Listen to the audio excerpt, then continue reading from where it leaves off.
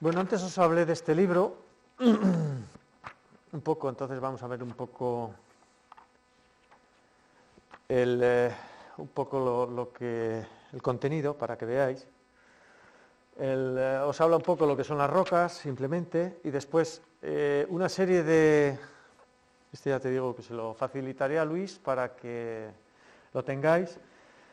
Y habla de las rocas como materiales de construcción, bueno, que tienen una serie de características que es importante saberlas. ¿Por qué? Porque no todas las rocas valen para tallar, sino que tenemos que tener una serie de conocimientos. A mí siempre me dicen, ¿esta roca se puede tallar? Pues hasta que no la talle no lo voy a saber, pero bueno, hay ciertas cosas que me van a decir si se puede tallar o no, simplemente a simple vista.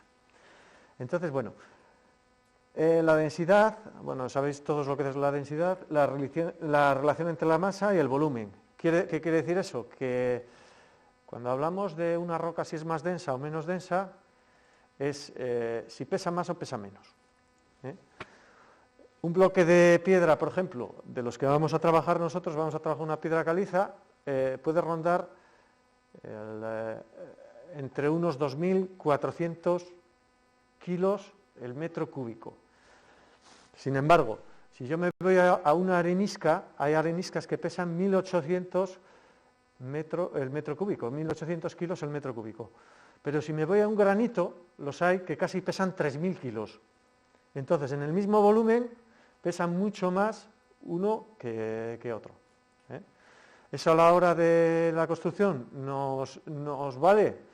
Pues nos es interesante, por ejemplo, porque si yo voy a hacer algo para un piso, imaginad que yo voy a meter en mi casa, digo, yo voy a meter un arco ahí en el salón de casa. Bueno, pues tengo que saber lo que pesa porque igual hago un agujero en el piso y le meto el arco al vecino de abajo. Entonces tengo que saber un poco lo que pesa. El peso específico en metro cúbico, la tenacidad, que es la resistencia que tiene esa roca a romperse, que puede ser, bueno, es como el cristal, ¿no? Puede ser dura y tenaz, duras y tenaces, pero pueden ser duras y frágiles. Hay piedras, por ejemplo, las calizas griot, no sé si sabéis, estas que son gris, que son casi como graníticas, que son muy duras, esas son muy frágiles, esas a un impacto pues rompen muy fácil. Entonces hay que buscar un equilibrio. La dureza. Bueno, la dureza. Es importante la dureza cuando veáis, si cojo yo piedra de la de... Vosotros trabajáis aquí mucho la piedra, la moca portuguesa. La moca portuguesa, cuando tú vas a comprarla, te dan un catálogo de la roca y tal, y te trae una serie de características.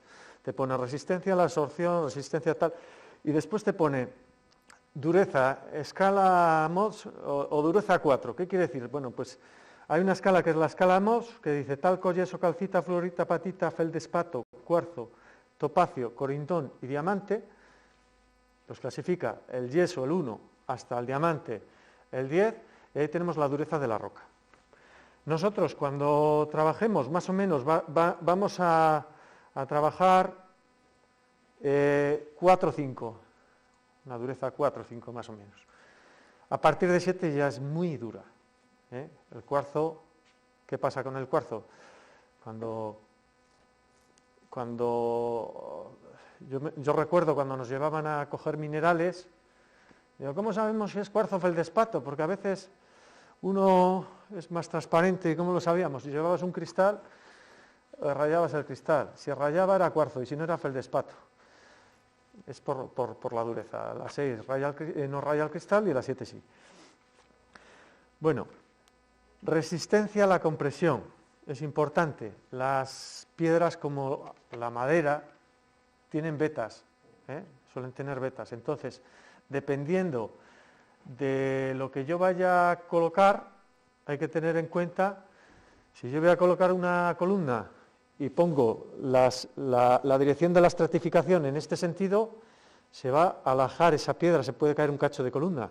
Sin embargo, si yo lo pongo en este sentido, esa columna que está funcionando a la compresión, aunque se rompa no pasa nada. Hay que tenerlo también en cuenta. Y la labrabilidad, importante, la única manera es trabajando. Cuando trabajas con ella, sabemos si se puede labrar bien o no se puede labrar bien. Hay una cosa que os puede decir, una piedra, yo siempre me gusta, nosotros tenemos una piedra allí que se llama, la piedra que se utiliza para la Catedral de León, es una piedra muy mala y muy cara. Cada vez ha cambiado mucho, es una cantera pequeña, ha cambiado mucho con el paso de los años y es una piedra que es mala. ¿Por qué es mala?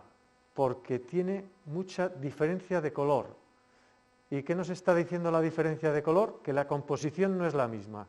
Si hay muchos tonos de color, no es uniforme, una parte la tiene amarilla, otra parte la tiene más gris, eso quiere decir que esos son cambios de dureza, normalmente, ¿eh? Y sin embargo, si es toda compacta, aunque tenga colores, pero es toda igual, uniforme, nos va a decir que esa piedra se va a trabajar bien. Y después la duración. Depende para lo que yo lo vaya a usar, tengo que utilizar una piedra u otra. Si voy a usar una piedra, una arenisca para zonas costeras, me va a durar bien poco, porque el aire, el salitre, etcétera, tengo que buscar una que me vaya bien para ese clima. Si yo voy a hacer una chimenea y le va a dar el calor, sin embargo necesito una arenisca con un grado de sílice bastante alto para que me absorba ese calor. Las areniscas, dice la gente, es que es arena prensada, pero depende para el tipo de construcción que yo voy a hacer, me va a venir bien o no me va a venir bien. Os habla también un poco del tipo de rocas, lo que hablábamos antes, las magmáticas, las sedimentarias y las metamórficas. Lo que os decía, las magmáticas, que son las que, bueno, lo estáis viendo ahora con lo de Palma, va a crear ahí una cantidad de roca que es impresionante. Las sedimentarias por sedimentación y compactación, y las metamórficas por cambio de temperatura. Un ejemplo, las magmáticas, las conocéis todos, el granito, por ejemplo, es una magmática, la piedra pómez. Las sedimentarias, las calizas, por eso suelen tener vetas, porque son sedimentarias, se va sedimentando. Y las metamórficas, por ejemplo, las gneiss, la cuarcita, la pizarra que es así, bueno. Y ahora os voy a poner un poco cómo se sacan la extracción de la piedra. Bueno, vamos a ver.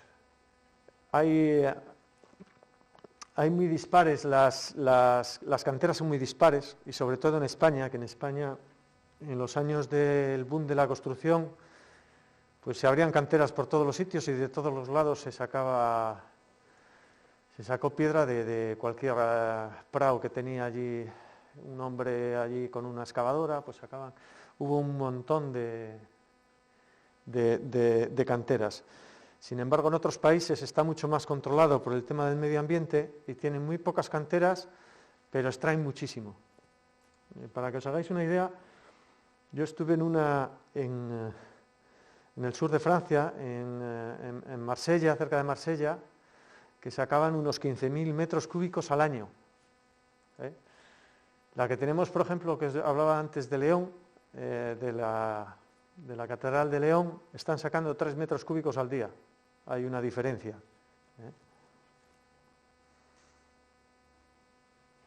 Bueno, hay canteras como esto, que simplemente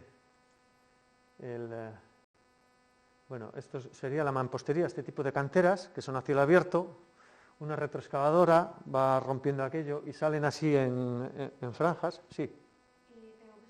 Sí, sin problema. Tenéis así, esto se utiliza para los aparejos de mampostería, esto simplemente rompiendo, no hace falta más elaboración.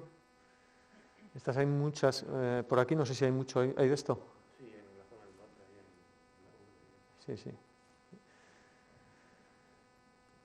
Después ya cuando queremos sillería, que es este tipo de bloques cortados, necesitamos otro tipo de cantera, que ya, pues, ¿para qué utilizamos la sillería?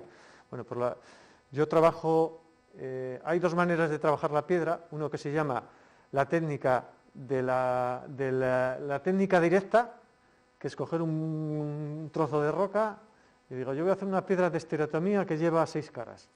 Por ejemplo, voy a hacer una dovela de un arco. Pues hago primero una parte, una cara, y a partir de esa cara voy haciendo las otras. Es un sistema bastante rudimentario y complicado. Antes no les quedaba otra manera de hacer. Hoy en día lo que hacemos es el sistema de escuadría, que es lo que hacéis vosotros aquí. Se compran unos cubos, unas piezas paralelepípedas con todas las caras a escuadra, y a partir de ahí nosotros hacemos la pieza que queremos.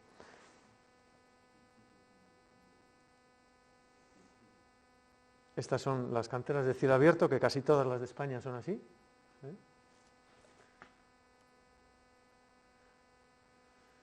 Ahí sacan cubos más grandes. Y existen también las canteras subterráneas, que no hay muchas en España, no sé, hay una en Burgos. No sé, ¿conoces alguna por aquí? En Porva están sacando también en túnel ahora. Ajá. Porque la veta blanca está más dentro. Más dentro, sí, sí.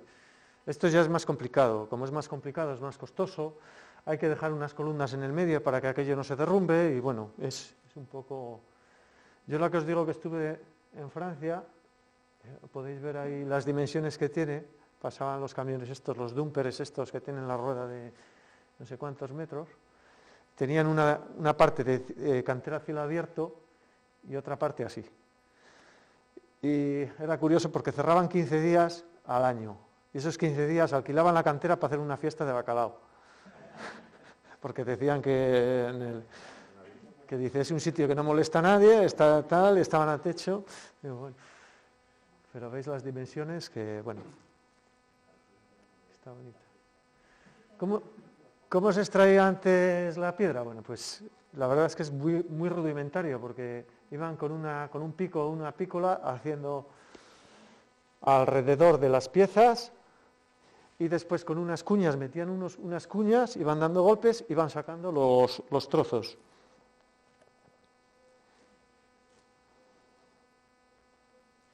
Ahí veis, todavía nos quedan los cuñeros, algunos nos quedan en Siracusa. En las zonas donde había heladas, lo que hacían eran dejar cuñeros en invierno, ¿para qué? Para que cuando llegara la primavera, tenía todos esos bloques ya abiertos por las dilataciones.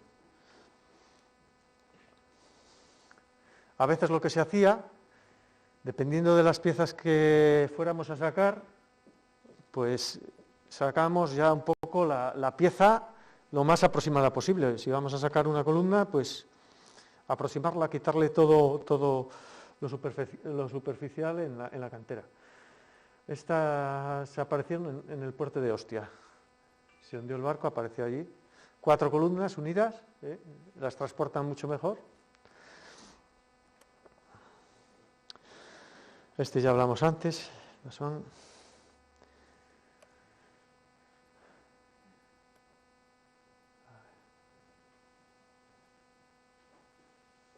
Estas son vamos a ver. Bueno, el corte de bloques mediante cuñas. Este sistema, que puede parecer rudimentario, se sigue usando. Sobre todo, pues, cuando cortamos el bloque de alguna manera con hilo, con otro sistema, y tenemos que separar ese bloque o cortarlo. Esto parece magia. Cuando tenéis un bloque de 1 metro y metes 4 cuñitas pequeñas y de repente le vas dando golpes y aquello abre, hay vídeos ahí en YouTube de un paisano, de un hombre así mayor y tal, que da 4 golpes y parece aquello que es, dices, este es Superman. No, esto la verdad es que cuando lo hacéis dices, jolín, es una pasada. El que lo ha hecho así en un bloque grande, dices, pues funciona, ¿no? Vas dando golpes, salteados a las cuñas, entonces aquello va sonando un sonido metálico, y de repente un sonido seco. Y el bloque está igual. Y cuando le das otro golpe se cae la parte. Es curioso porque este sistema, cuanto más dura es la piedra, más fácil de romper es el bloque. ¿Por qué? Porque nosotros que partimos muchas areniscas, que es una piedra relativamente blanda, ¿qué hace la cuña? Que se va metiendo cada vez más. No rompe, absorbe mucho el golpe, entonces es muy difícil romperlo. Sin embargo, cuando partes granito, se parte muy fácil.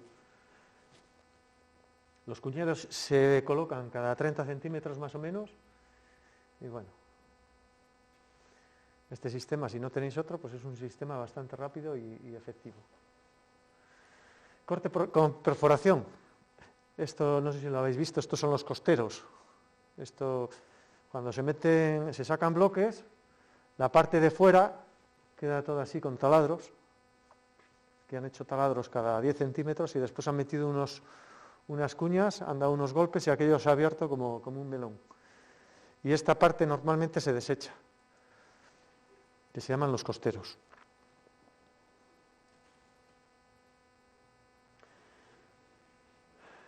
El corte con rozadora es como una motosierra de unos 4 metros.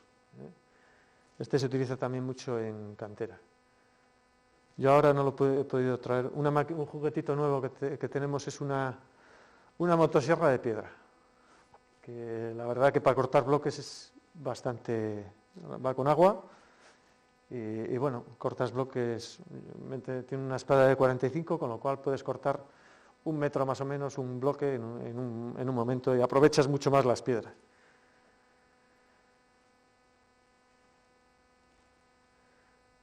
La rozadora, claro, esas cortan verticalmente y horizontalmente, pero tiene un problema que es muy limitado, entonces eso al ser de 3 metros, 4 metros, depende de lo que sea, pues al final te saca unos bloques de 2 metros de espesor. Si necesitas un bloque más grande, pues no puedes usar este tipo de técnica. Corte con disco. Si os fijáis ahí al hombre, es un disco de, más o menos, ese disco será de unos 2,5 metros, 3 metros.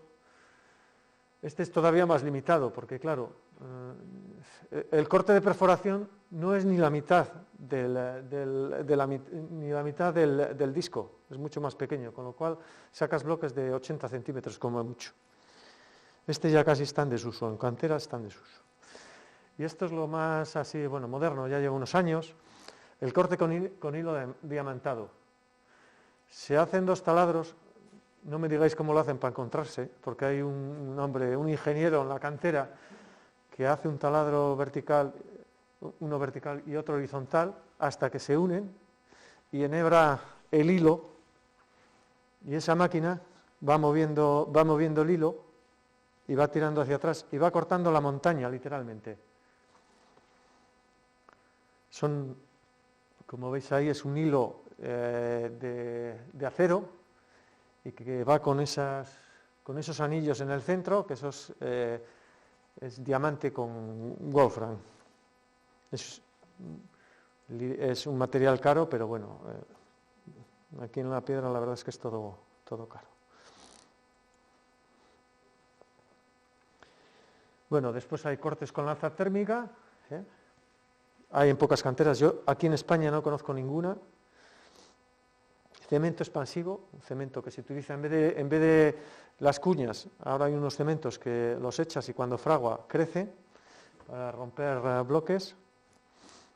Y corte con chorro de agua, que yo creo que esto pues con el tiempo va a ser el futuro, cada vez se cogen más presión y la verdad es que el agua a presión es una pasada.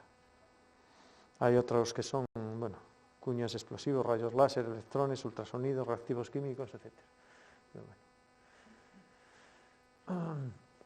Los sistemas de transporte, si no tenemos otro, este funciona muy bien, todavía hoy en día lo utilizaban los egipcios. Cuando tienes que mover grandes, a mí me pasa porque trabajamos muchas veces en museos, sitios de estos, pues yo trabajo, aparte de dar clases, trabajo en patrimonio en León, y tenemos que montar a veces museos, cosas de estas, hay que mover piedras de grandes pesos, hablamos de piedras de 1.000 kilos, 2.000 kilos a veces, en sitios pues como aquí, porque claro, hay que moverlo sin estropear el edificio o el museo.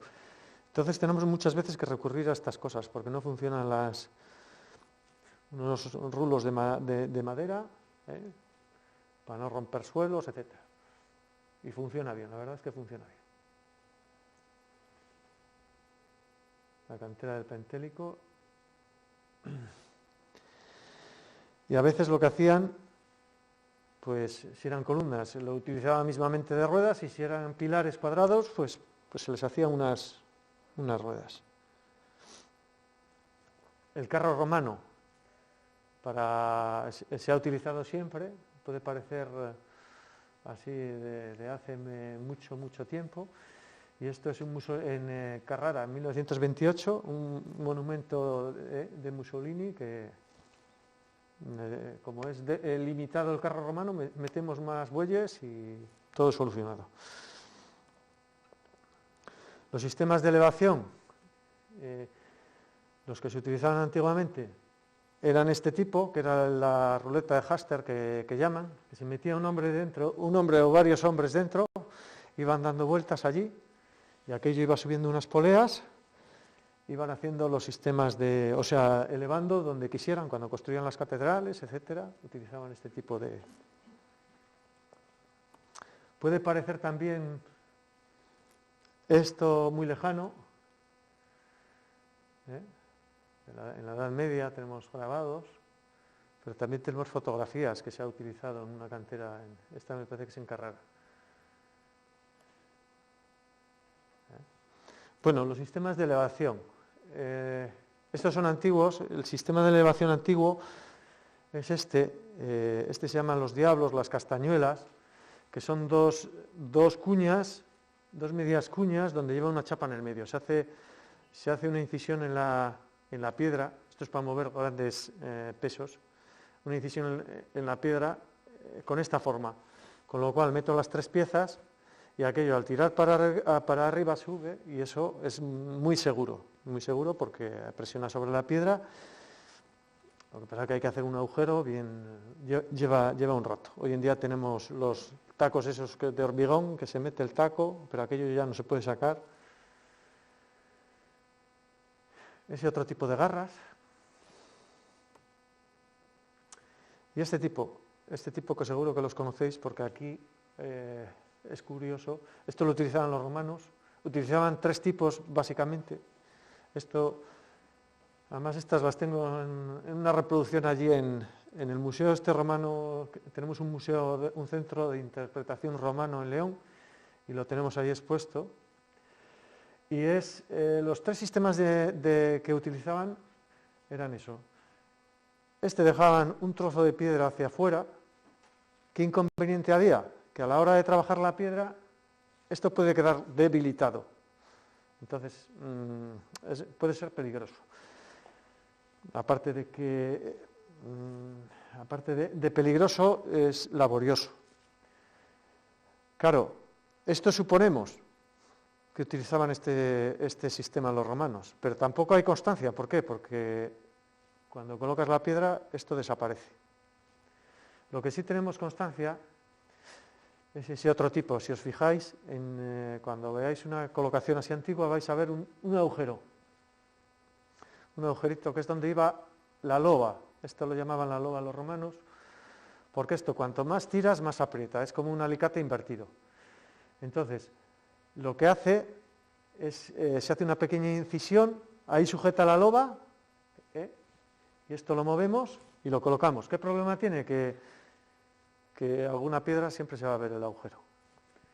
Normalmente, si os fijáis, hay veces que os fijáis en un muro antiguo y tal, y de repente ves que ninguna piedra tiene ese tipo de agujero, y hay una que sí. Y dices, ¿por qué? Bueno, pues porque todas las demás lo llevan por los laterales. A ellos tampoco les gustaba que se viera.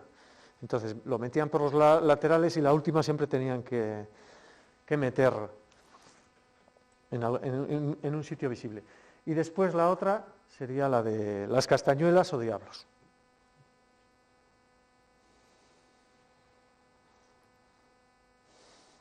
Bueno, esto es la cantera esta que os hablo, la cantera de Boñar. Bueno, yo creo que ya dice mucho de una cantera.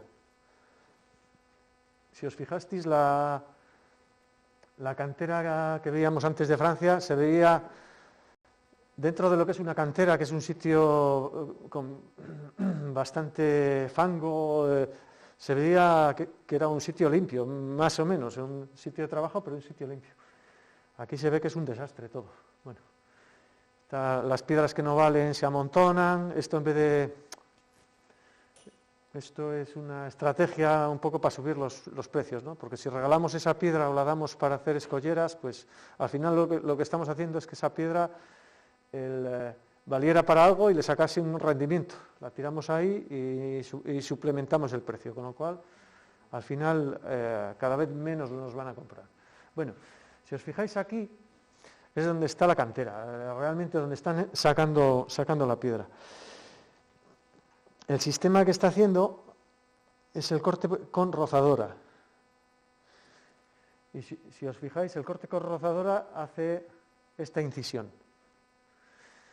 Y después, ¿cómo sacan este bloque? Meten una almohada de aire, de estas que utilizan los bomberos para escarcelar vehículos y cosas de estas, unas almohadas que se hinchan, cogen mucha presión y separan el bloque. Y lo que veíamos antes de las cuñas, rompen el bloque con cuñas. No, porque mirar, si os fijáis aquí, tiene una veta. Esta caliza, como buscan ellos exactamente, hay filones de 1 metro, de 80, entonces mete la perforadora más o menos a esa distancia y después, como va a meter la almohada esta de presión, y al darle los golpes lo va a separar. Si ves ahí, no sé si os fijáis, aquí hay otra de unos 20 centímetros. La siguiente sacará de... Y bueno, el sistema de sacarla, pues con una pala. Y eso lo que está haciendo ahora es perforando, quitando las partes que no vale, y lo demás, pues, para el taller. Esto ya iría para el taller. Bueno, las grúas, que yo creo que conocéis, hay muchos tipos. Y las máquinas de carga de hoy en día, yo creo que más o menos las conocéis. El mecanizado de la piedra. Lo que veíamos antes, las serradoras de flejes, este es un grabado del siglo XVII, ya se conoce que había. Ya habéis visto que los romanos ya tenían alguna máquina parecida. Estas son fotografías antiguas, pues.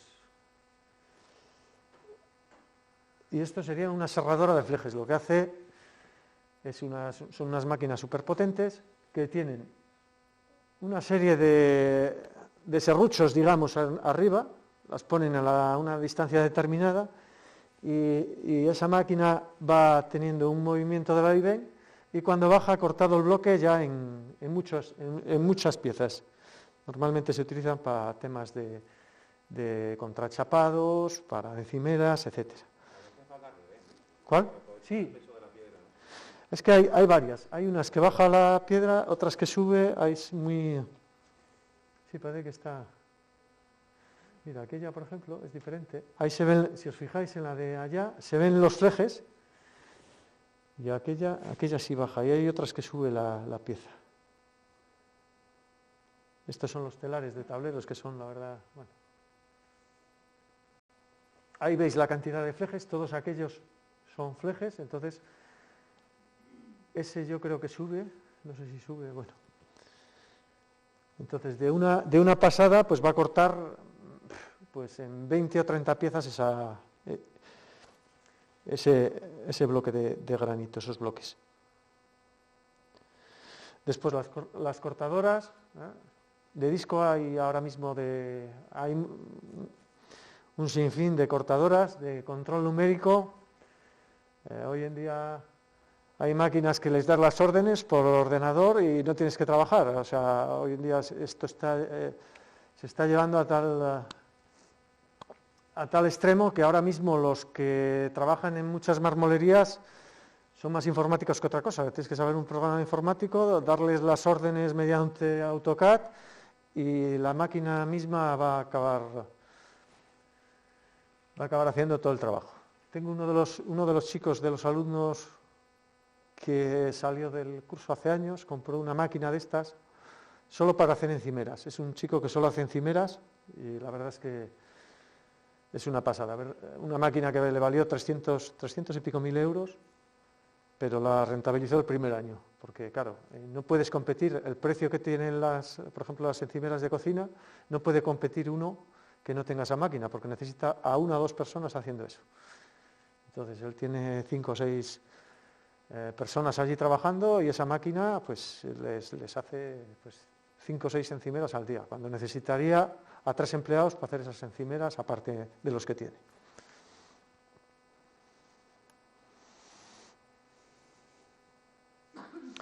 Bueno, esto ya es para mecanizados, abujardadoras. ¿Sabéis lo que es el abujardado? Bueno, el abujardado es un apunterado muy pequeño que hace, viene de la bujarda, que sobre todo se hace para los suelos para que no resbalen. El flameado, esto hace todo. El flameado es darle calor sobre todo a los granitos para que esa primera capa superficial estalle y quede como liso, pero que no resbala, ¿eh? Se hace para suelos exteriores sobre todo. Y este es un tren de pulido donde entra la máquina, los tableros de los telares van pasando por una serie de fresas y al final acaba con las piezas terminadas y pulidas perfectamente para empaquetar y demás. Bueno, ¿cómo andamos de tiempo? Bien. Bueno, la herramienta manual, no sé, bueno, si conocéis un poco, eso os viene ahí todo en el libro.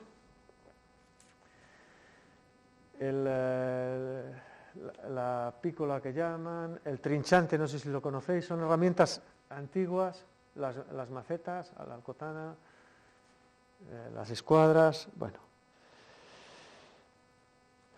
Las principales que usamos son nosotros martillos de caras, unas de caras cóncavas, convexas, el mayo que llamamos, que es para partir piedra,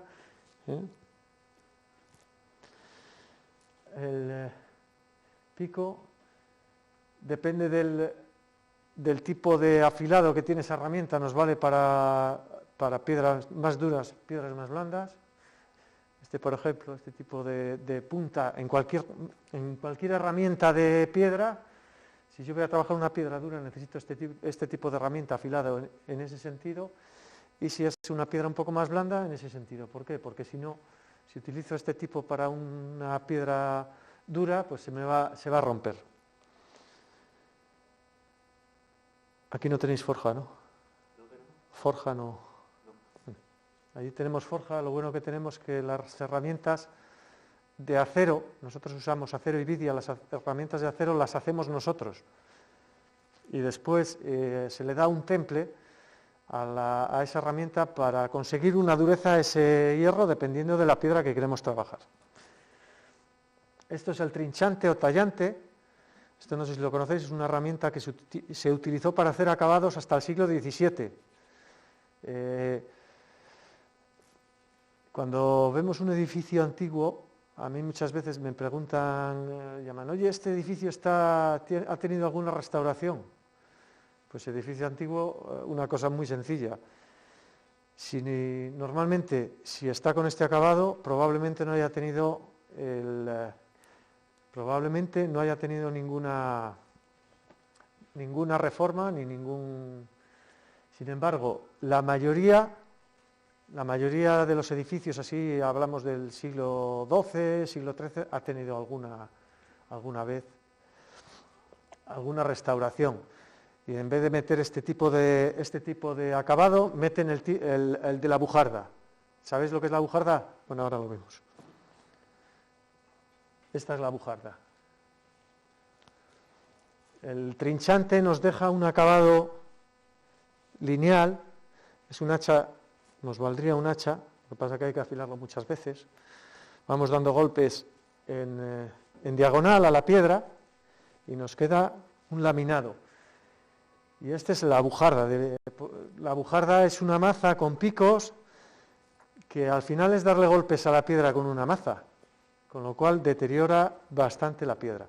Este se utilizó a partir del siglo XVII, se pensó que era la panacea y bueno, deteriora bastante porque esos impactos a la piedra, pues al final eso está creando microfisuras, con lo cual tampoco es un acabado perfectamente. Y hoy en día el abujardado que se da, en realidad no lo hace la bujarda, lo hace un bailarín, que es con el martillo neumático, ponen una cabeza que va dando vueltas, se llama bailarín porque está dando vueltas, es la única herramienta que no se sujeta en la cantería y deja un acabado parecido. Después hay otro tipo de bujardas de láminas, el puntero que sirve para desbastes, pero también nos sirve para acabados. El escafilador, ¿tenéis aquí escafiladores? Sí. El escafilador, que sabéis todos que vale para desbastar, lo vamos a usar nosotros para estas piezas que vamos a hacer, los exteriores, pero también vale para hacer un acabado, el acabado de escafilado, cuando veis en una piedra y dicen, el escafilado, tiene allí una piedra escafilada, pues una piedra que está rota por los lados y saca como un verrugo en el exterior.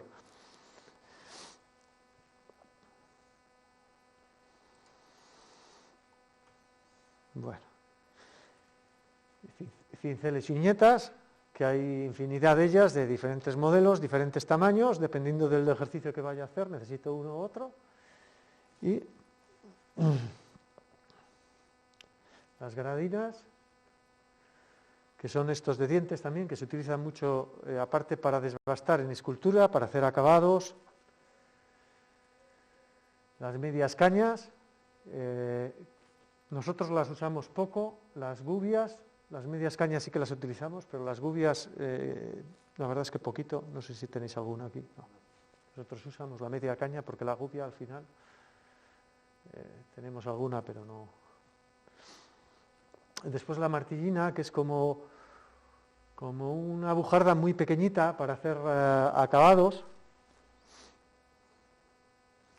Y bueno, lo más importante que la maceta que vamos a usar, ¿tenéis campana? La portuguesa. Sí. Bueno, la portuguesa, la maceta campana. ¿Por qué usamos este tipo de herramienta? Porque nosotros cuando estamos trabajando la piedra normalmente cogemos varias herramientas. Entonces, cuando yo voy cambiando, simplemente, si la maceta tengo la misma y la coja como la coja, siempre voy a dar el golpe bien, ya no tengo que andar mirando. Parece una tontería, pero es bastante rápida. La otra ya tengo que andar mirando cómo voy a dar el golpe. Y después es una herramienta que cogiendo el mango largo nos vale para dar golpe fuerte y sujetándolo con el mango más corto nos vale para hacer talla. Bueno, las herramientas neumáticas es lo mismo, lo único que vienen así, un poco las herramientas, con una culata, con el cuerpo y con el filo. Vienen prácticamente igual, pero vienen más mecanizadas. ¿En neumático tenéis? Sí. Vale.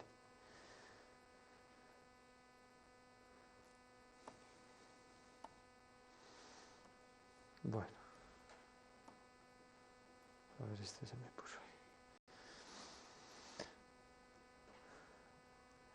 ahí. Es prácticamente igual. Bueno, y los procesos de labrar. Bueno. Cuando yo voy a hacer una pieza, importante, sobre todo cuando cogemos un bloque por ahí de cantera, que es importante ver que esa piedra no está mal, porque si yo voy a ponerme a trabajar y esa piedra está fisurada, entonces ¿cómo sé yo que una piedra está bien o mal? Bueno, le doy unos golpecitos y si aquello suena seco, un golpe seco, ¿sabéis cuando se rompe algo? Seguro que lo habéis oído 1000 veces. Dais un golpe a algo cerámico y en el momento que ha hecho un golpe seco ha hecho poco. Dice, se ha partido y tú lo ves que está bien. Bueno, pues si hace algún sonido de esos, directamente, yo lo que hago es partirlo para que esa piedra ya no me equivoque. Pero para que te suene así la tienes que tener como levantada, no puedes Sí, caer en el suelo. eso es, sí, sí, un poco levantada. Darle unos golpes y ver que está bien. Y bueno, el proceso de labra de un sillar. No vamos a hacer un sillar porque es una pieza bastante, no es que sea compleja, pero bastante cansada de hacer porque estás mucho tiempo haciendo un sillar y realmente al final para sacar una piedra cuadrada. Pero es interesante, ¿habéis desalabeado las piedras? No, vale, bien. Desalabeado se refiere a cuando tienes un sillar de los que han sacado de la cantera así rotos con las cuñas, buscarle la escuadra a la Vale. Vale, este es un proceso que se utiliza para esto, pero es una comprobación para cualquier pieza que haga de cantería, siempre necesito hacer esto. Os lo voy a explicar ahora. ¿Por qué? Porque ahora vamos a hacer, por ejemplo, vamos a hacer un arco. Habíamos dicho que íbamos a hacer un arco. Por ejemplo, Luis va a hacer una pieza, yo voy a hacer otra pieza, Manuel va a hacer otra pieza, y al final vamos a unirlas todas allí. De repente aquello, pues una tiene un fallo por un lado, la otra por otra. Nos pueden quedar, yo puedo poner las escuadras, y esa escuadra se me puede haber movido un poco, la puedo haber puesto un poco torcida, y sin embargo hay dos caras que no me han quedado perfectamente a escuadra, me ha quedado un poco abierta. Y a Luis le ha pasado lo mismo al lado contrario, y al final empezamos ahí a tener una serie de errores todos, que lo podemos evitar haciendo el desalabeo. ¿El alabeo qué es? Cuando una puerta, miráis una puerta, no cierra bien, decimos esa puerta está alabeada. ¿Por qué? Porque está torcida en un lado, entonces no cierra bien. ¿Qué quiere decir? Que no está perfectamente plana. Entonces nosotros este proceso lo hacemos para dejar una cara perfectamente plana. ¿Por qué? Porque en cantería yo creo que todos los ejercicios que podamos, cualquier ejercicio que vayamos a hacer, necesitamos hacer planos. No sé si alguno va a hacer, bueno, si quiere hacer o tal, también tengo preparado el tema de la esfera, de hacer una esfera si alguno quiere hacerlo. Hasta este proceso que es el más curvo de la cantería, que es hacer una esfera, es prácticamente hacer planos hasta el final, para que nos quede bien. El proceso de cómo sacar un plano es un poco complejo aquí, después lo explicamos allí, lo vais a entender muy bien. 3 puntos, a ver, 2 puntos hacen una línea, ¿no? Vale. 3 puntos que no estén en la misma línea, ¿qué nos hacen? Un plano. ¿Habéis visto alguna vez una silla de 3 patas o un talluelo, no sé cómo se llaman aquí? Que coge, nunca, ¿no? ¿Y de 4? De 4 si habéis visto que cogen las mesas y las sillas. Bueno, porque esos 4 puntos no están perfectamente en el plano. Entonces, ¿cómo se haría? Bueno, pues el proceso del sillar, lo primero que tenemos que hacer es una atacadura, que se llama esto. Una atacadura. Después hacemos otra atacadura. Y si yo uniese este punto y este punto, los uniese, tendría un plano. Pero yo tengo que sacar un punto en el otro lado. Entonces,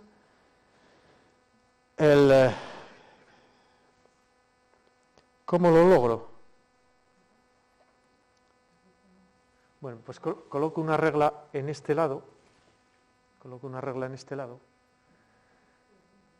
y hago una visual. Me pongo desde aquí, en este caso con 2 reglas es muy fácil, poner la otra regla perfectamente alineada con la regla de atrás. ¿Entendéis? Vosotros cuando veis una puerta o una ventana o un cuadro que está torcido, ¿por qué lo veis? Porque habéis tenido una referencia, tenéis una referencia de algún sitio. O lo miráis con la pared, os ponéis.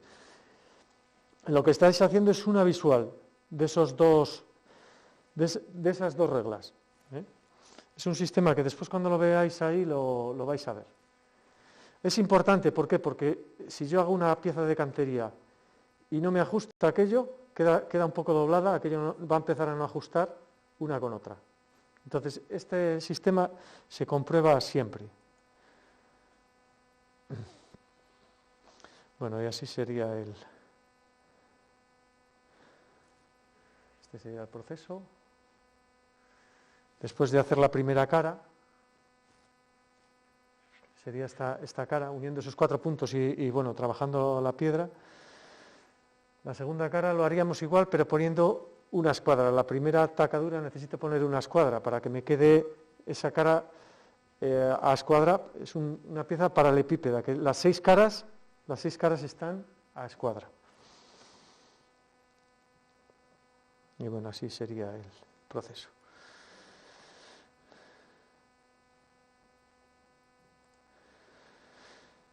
Bueno, el libro os trae un sistema de la labra de una esfera con plantillas. Yo este sistema lo veo un poco complicado, ¿vale? Porque empieza directamente haciendo curvas y lo podemos hacer prácticamente hasta el final sin hacer tanta curva. Pero bueno, con plantillas se puede hacer, lo que pasa es que sería mucho más laborioso. Esto al final no dejan de ser planos, atacaduras en curva, pero podríamos hacerlo sin llegar a esto. Después, si queréis, lo explicamos ahí en el taller. Y cualquier proceso, lo que os digo, cualquier proceso en cantería, para tallar, por ejemplo, las molduras, ¿cómo trazamos las molduras? Pues siempre que podamos hacer chaflanes planos. ¿Por qué? Porque es muy fácil hacer un plano en cantería. Hacer una curva es bastante complicada. Entonces, siempre que hagamos planos cada vez más pequeños, hasta que nos vayamos acercando a esa curvatura. Y ya cuando tengamos todos esos planos hechos es cuando por fin hacemos la parte plana y nos quedan unas molduras perfectas.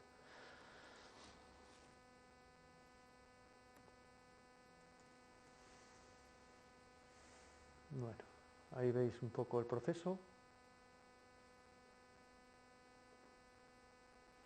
Así que esta moldura es un bocel, es bastante compleja de ejecutar, pero bueno, con planos va saliendo todo. Bueno, pues yo creo que por hoy yo os veo con ganas de trabajar.